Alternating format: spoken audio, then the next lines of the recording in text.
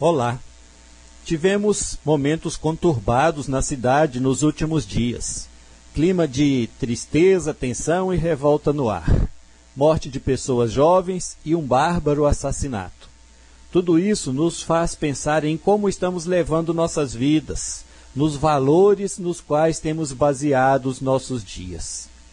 Antes de mais nada, meu abraço fraterno e minha solidariedade à família da dona Luzia taxista, mulher trabalhadora cuja vida foi ceifada com requintes de crueldade.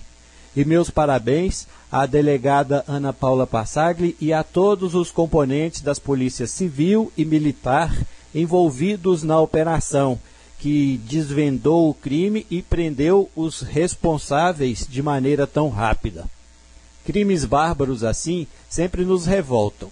Faz a gente pensar logo em instituição de pena de morte. Quando os crimes têm a participação de menores, como neste caso, surge um outro debate sobre a possibilidade de redução da maioridade penal. Quanto à pena de morte, sou realmente contra sua instituição no Brasil. O principal motivo é que, considerando o nosso sistema judiciário, ela causaria a morte somente de pobres, negros e favelados, minorias e pessoas oprimidas por regimes políticos totalitários. Os criminosos de colarinho branco que lesam milhares de pessoas continuariam por aí, se elegendo, se safando. Além disso, penso que vivemos ou deveríamos viver no tempo da graça. Pós-Novo Testamento, a tradição do olho por olho, dente por dente, deu lugar ao perdão e à regeneração, ou pelo menos deveria dar. Para completar, não seria uma solução e apenas um paliativo. Basta ver que nos países que adotaram a pena capital não houve redução da criminalidade. Por insistência do PSDB, a proposta de criminalizar menores de 18 anos por meio da redução da maioridade penal voltou à pauta do Congresso Nacional. Pessoalmente, não tenho posição nem a favor nem contra essa possibilidade. Sei que nos 54 países que reduziram a maioridade penal não se registrou redução da violência. A Espanha e a Alemanha voltaram atrás da decisão de criminalizar menores de 18 anos. Hoje, 70% dos países no mundo, assim como o Brasil, estabelecem 18 anos como idade penal mínima. Sobre o assunto, eis o que diz Frei Beto, que além de grande escritor, é um religioso e militante dos direitos humanos e da ética. Ele diz assim: de que adianta? Nossa legislação já responsabiliza toda pessoa acima de 12 anos por atos ilegais. Segundo o Estatuto da Criança e do Adolescente, o menor infrator deve merecer medidas socioeducativas como advertência, obrigação de reparar o dano, prestação de serviço à comunidade, liberdade assistida, semiliberdade e internação. A medida é aplicada segundo a gravidade da infração. O índice de reincidência em nossas prisões, isso é, de pessoas que depois de cumprir penas retornam ao crime, é de 70%. Não existe no Brasil política penitenciária nem intenção do Estado de recuperar os detentos. Uma reforma prisional seria tão necessária e urgente quanto a reforma política. As delegacias funcionam como escola de ensino fundamental para o crime, os cadeiões como ensino médio e as penitenciárias como universidades do crime. O ingresso precoce de adolescente em nosso sistema carcerário só faria aumentar o número de bandidos, pois tornaria muitos deles distantes de qualquer medida socioeducativa. Ficariam trancafiados como mortos-vivos, sujeitos à violência, inclusive sexual, das facções que reinam em nossas prisões. Já no sistema socioeducativo, o índice de reincidência é de 20%, o que indica que 80% dos menores infratores são recuperados com as medidas que a lei atual permite aplicar. Nosso sistema prisional já não comporta mais presos. No Brasil, eles são hoje 500 mil. a quarta maior população carcerária do mundo.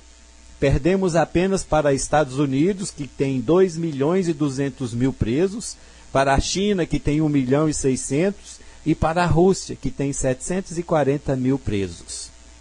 Reduzir a maioridade penal é tratar o efeito e não a causa. Ninguém nasce delinquente ou criminoso. Um jovem ingressa no crime devido à falta de escolaridade, de afeto familiar e por pressão consumista, que o convence de que só terá seu valor reconhecido socialmente se portar determinados produtos de grife.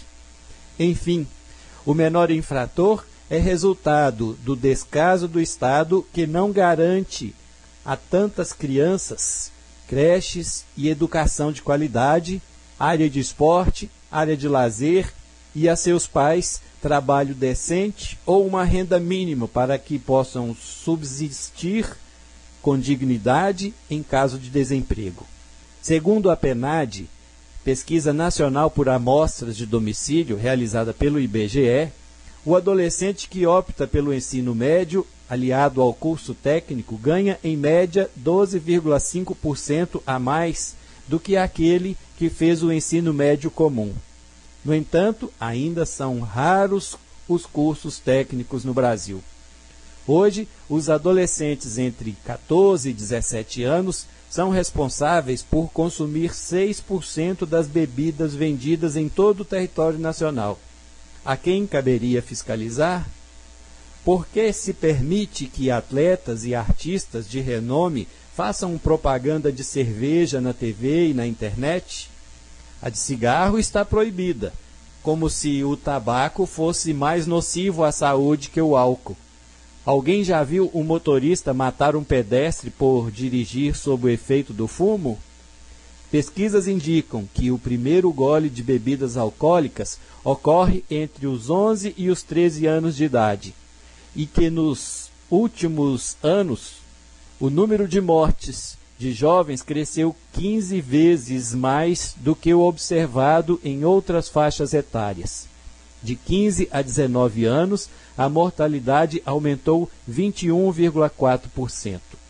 Portanto, não basta reduzir a maioridade penal e instalar UPPs em áreas consideradas violentas. O traficante não espera que seu filho seja bandido, e sim doutor. Por que então, junto com a polícia pacificadora, não ingressam nas áreas dominadas por bandidos, com escolas, oficinas de música, teatro, literatura e praças de esporte? Pois é, essa é a opinião de Frei Beto, um religioso, escritor e pensador que já foi torturado pela ditadura no Brasil. Espero que ela nos ajude a pensar muito além do calor da indignação do momento. Acrescento uma pergunta. Você acha que os jovens de nossa cidade têm espaços adequados para a prática de esportes, para se socializar, para desenvolver seus dons artísticos e até mesmo para aprender uma profissão? Guanhães, infelizmente, está muito longe de oferecer não só oportunidades, mas belos horizontes para a nossa juventude.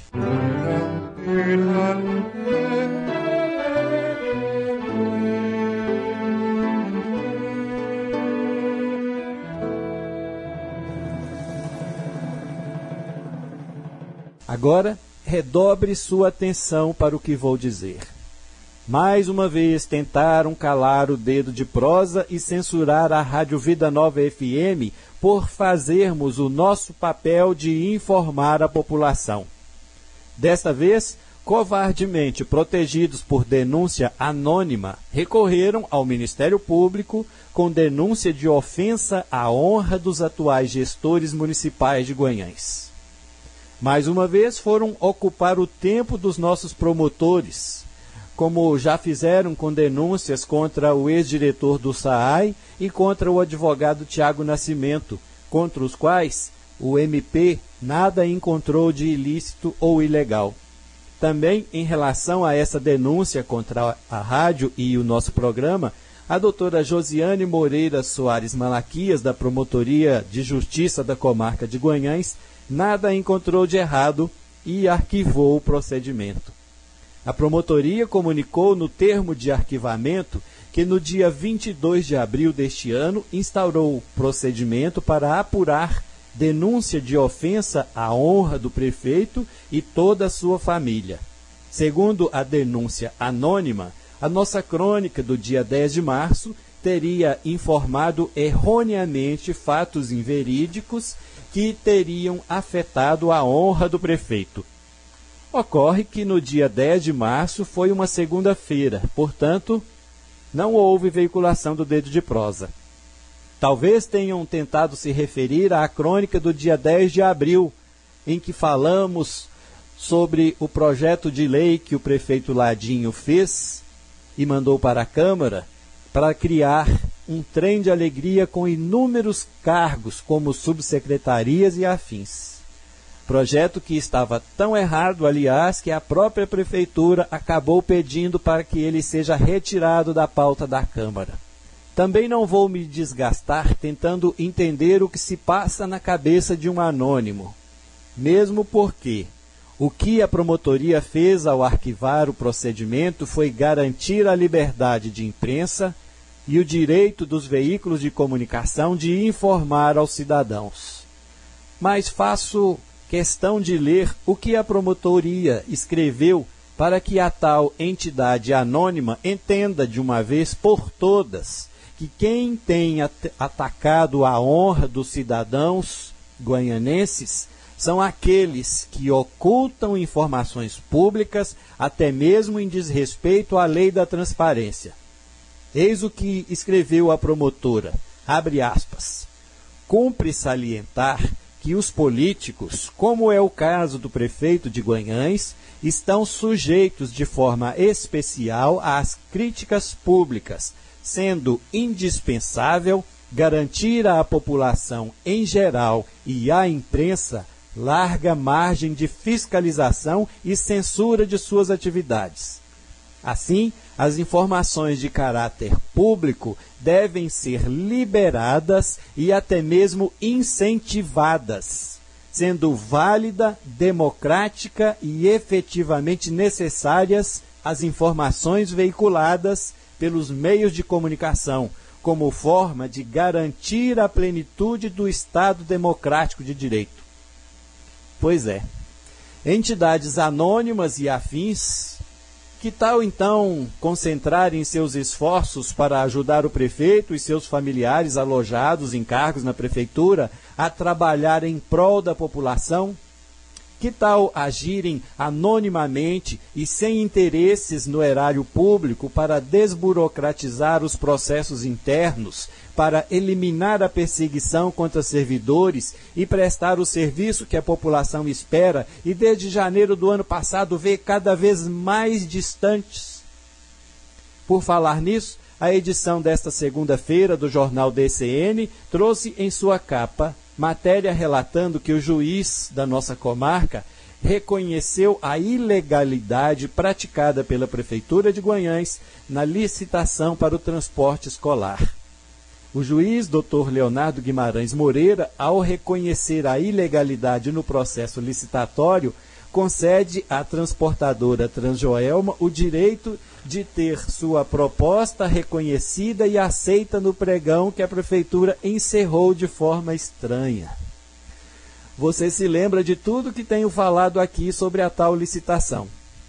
Pois é, mais uma vez, a Justiça comprova que quem ofende a honra de todos nós, cidadãos pagadores de impostos, é quem age desta forma, gastando de maneira esdrúxula o dinheiro dos cofres públicos e ainda tenta ocultar informações.